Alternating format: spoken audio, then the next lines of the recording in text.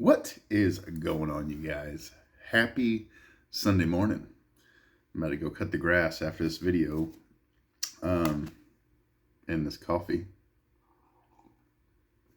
with my grandpa mug. For those of you that don't know, I am a grandpa. Grandpa of one. Amelia Rose, my beautiful granddaughter, is about 2 years old. If you ask my wife, she'd be like, she's 24 and a half months or something like that. And I'm like, okay, she could be, 35 months. And I'm going to be like, she's 2 years old. It's funny how men and women are different like that. But I had some stuff I wanted to show off this morning. I had some things I actually wanted to talk about. I've been, as I watch videos throughout the week, just different things cross my mind.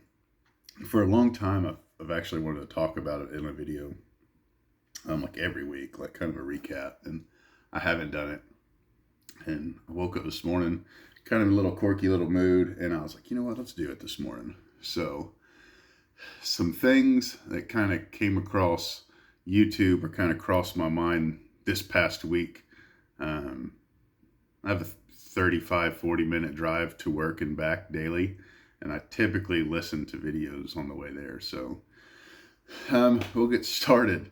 A lot of times I will read the topic of the video of midlife cards, Greg, and his videos more times than not are very, very long, and it'll take me a whole trip to work or back home to watch. But he did a video this week, about 6 days ago, called When Sports Cards Are More Than Just a Hobby. Really good video, man. Really good video. There was nothing about money or trading or flipping or anything like that, which I personally have nothing against any of that. Like, blows my mind how some people have the biggest problem with people selling cards. I don't get it. Like, how could you have a problem with something that someone else is doing that's not yours? Like, and it doesn't affect you. Like, get over yourself. But he did that video, and man, it was a very, very special video to me. Because he talked about, once again, cards that are more than just a hobby. And it made me think of this card, and I'll try not to get emotional here, because when I wrote the comment in Greg's comment section, I was literally in tears as I was, I'm not joking, I get sarcastic a lot, but I'm not joking right now. I was in tears as I was typing, and the card that I was writing about in my comment was this card, the 1989 Star Luis Gonzalez. And that card, my sister bought for me, I don't remember, it was like 1990, possibly 1991, at a card shop called the Seventh No Hitter in Friendswood, Texas. And that card was $20 at the time, which was a lot. And my sister was newly married at the time. I'm the youngest of five. Was newly married at the time, and like $20 was a lot. They didn't have a lot. And Luis Gonzalez was the big up and comer. It's kind of a shame as he kind of fizzled out. We knew who he was going to be like in 94, 95, and I kind of thought the card was crap and just kind of forgot about it. And I'll be honest with you, I don't know what happened to the original card.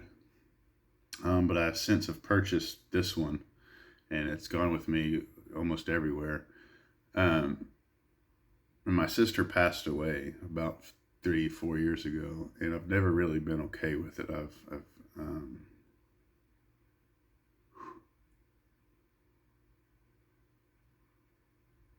It's something I really never got over. So, yeah.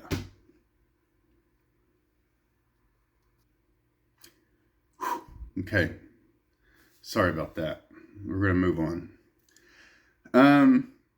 But go watch Greg's video.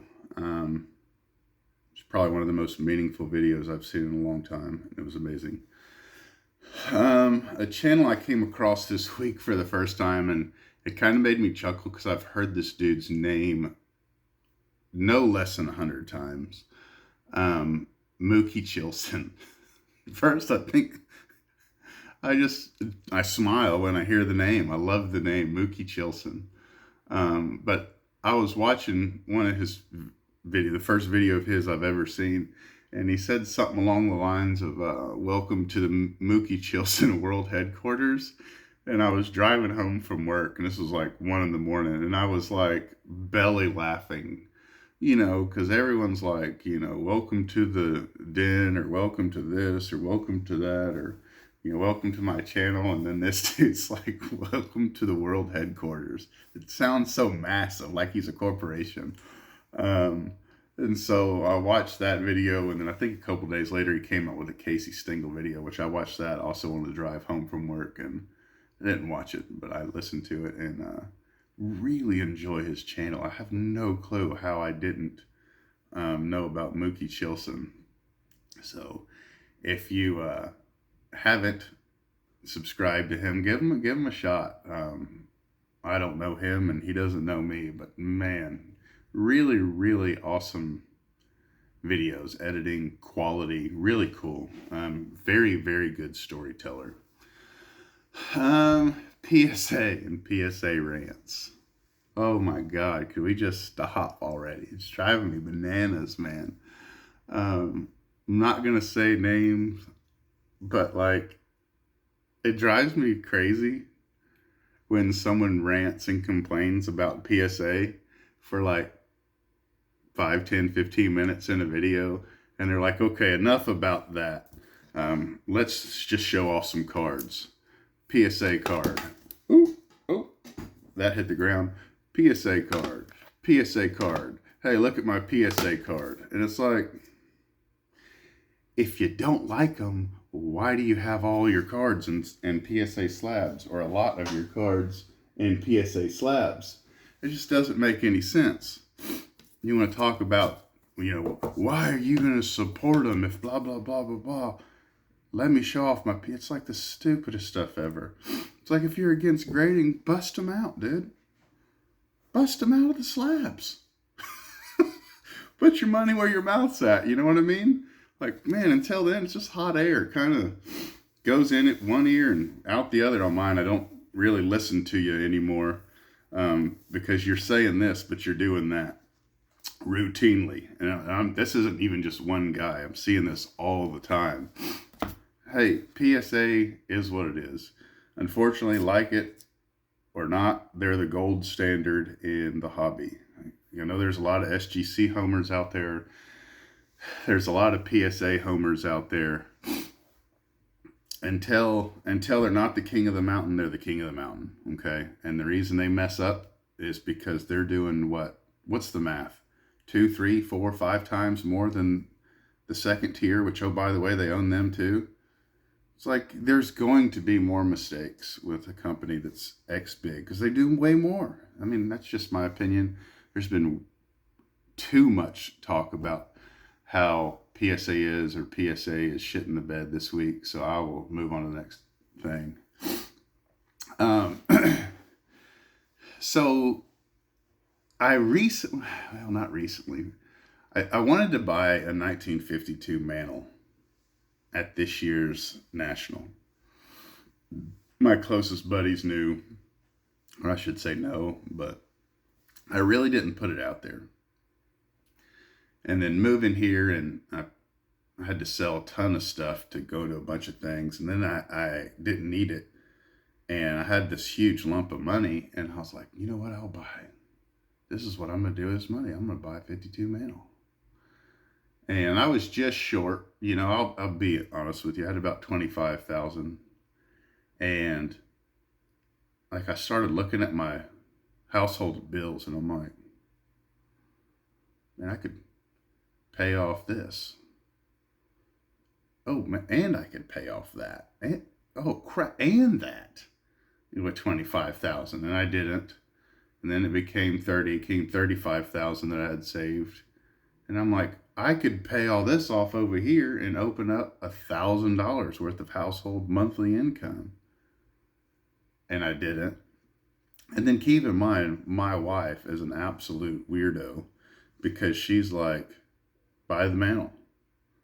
Buy the 1952 Mantle. Don't worry about the bills. The bills will come and go. Buy the Mantle. But as the provider of the family, I should say the main provider, I'm not the sole provider. It's like, man, you just don't stumble what is across now, $43,000 and buy a piece of cardboard. You know what I mean? Like a freaking baseball card. When I put it into perspective and take the emotions out of what that card is, it makes me freaking absolutely laugh. So I'll sit on it for a couple days and be like, yeah, I need to pay these bills. And then something will happen. The fan will turn on. The dog will bark. And I'll be like, I need to buy that 52 Mantle. Like, I have to. It's my wife and I had a discussion last night. And I'm like, you know what? It doesn't matter what decision I make. I'm going to end up having remorse. And that kind of sucks. I know it's like, well, poor you.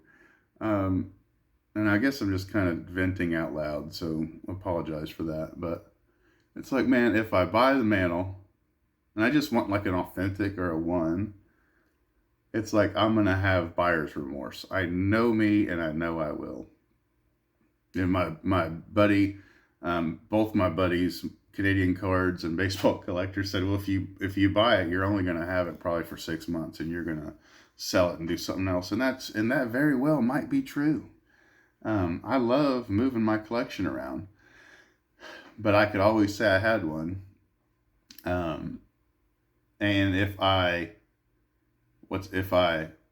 pay off all the debt, the father in me, the husband in me, will be like, great move.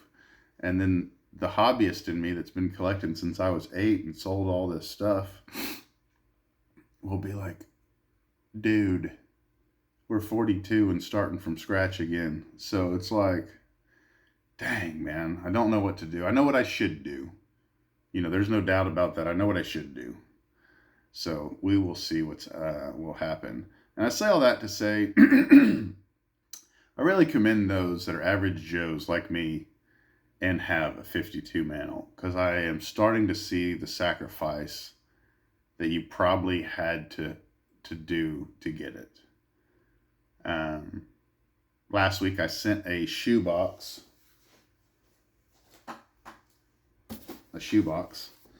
to 4 Sharp Corners full of what I thought were banger autographs. Like, there's some really big boy autographs in there. And I was like, this will probably get me 10, 15,000 right here. Because I'm trying to buy the Mantle and pay off, 1 or 2 things. If I can, that'd be great. And they ran the auctions and all that. And then I ended up getting like $8,500 for it. And I was like, that's not even like a third of what you need for the card itself. And I'm like, dude, how the heck does anyone, average guy, afford one of these things? It's absolutely insane. So for those of you that have one, bravo, man. Like, I don't know how you did it. Good for you. That is my Grail card.